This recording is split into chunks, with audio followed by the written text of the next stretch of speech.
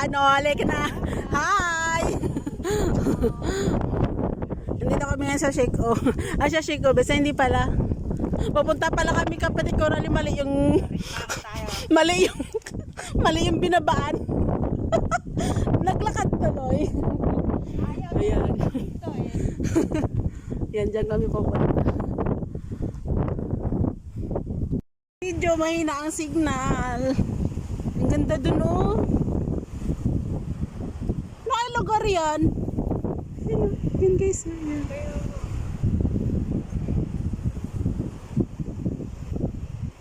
Sana may anuhan din dyan, oh, para mapuntahan din yung isang bundok na yan, oh, nag-iisa.